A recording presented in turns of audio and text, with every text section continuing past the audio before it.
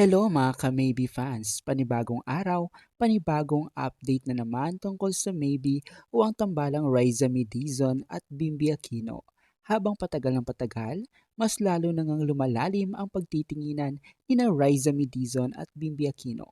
Tila hindi na isang simpleng magkakaibigan o magka-love team ang siyang napapansin ng mga netizens, kundi higit pa dahil kitang-kita naman na higit pa sa magjowa ang turingan nila sa isa't isa at kung gaano sila kasweet sa tuwing magkakasama sila.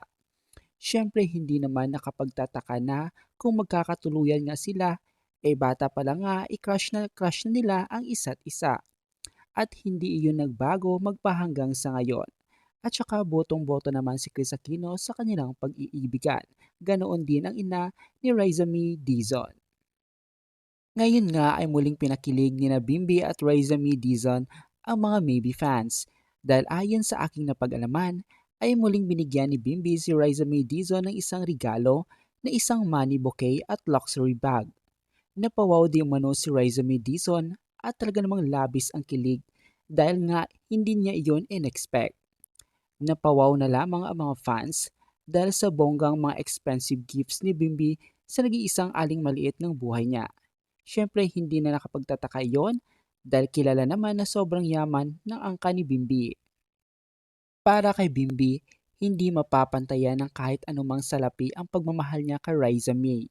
Bukod sa may namumuong pagtingin si Bimbi kay Riza, labis din ang pasasalamat ni Bimbi kay Riza dahil sa kanilang love team ay muling nakilala at sumikat ngayon si Bimbi matapos ang ilang taon na pananahimik sa social media at telebisyon.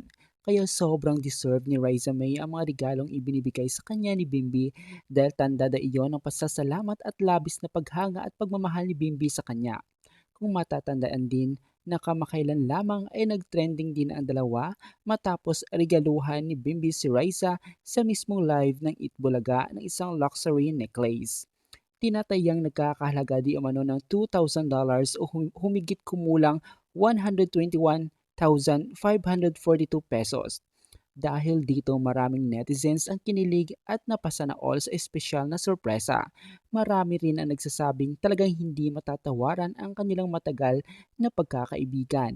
Hindi man tungkol sa presyo ang tunay na halaga ng isang regalo, marami ang napabilib sa pagiging thoughtful ni Bimbi. Lalo na itong nagpapaalala sa mga tagahanga ng magandang samahan nilang dalawa na kahit matagal na silang hindi madalas nagkikita, nanatili pa rin ang respeto at pagmamahal bilang magkakaibigan. Sabi nga nila hindi nasusukat sa halaga ang isang regalo pero minsan ipinapakita nito kung gaano kahalaga ang isang tao sa nagbibigay. Ano sa tingin ninyo? Simpleng pagkakaibigan lang ba ito o talaga namang espesyal ang samahan ni na Bimbi at Raisa May ngayon? Comment down below.